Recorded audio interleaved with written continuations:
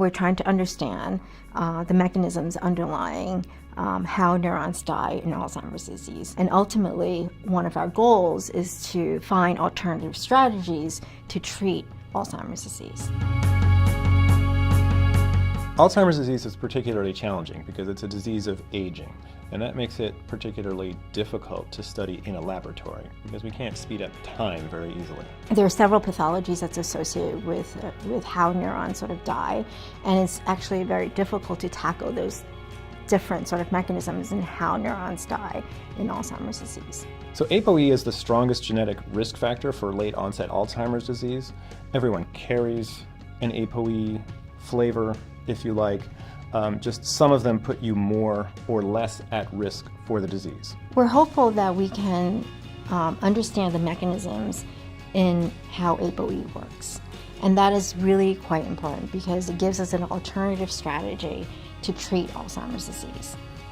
Having a multidisciplinary approach to the disease, both within our lab and with collaborators, is certainly very important to succeed.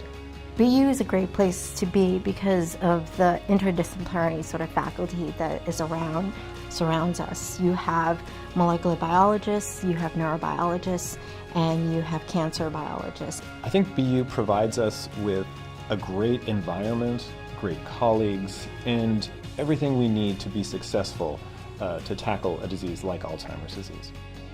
I think the joy in my work is the excitement, the results from the experiments. Once you have that certain data, it leads you to the next question, and it leads you to the next question. And I think the beauty of science is the discovery of what happens inside the brain.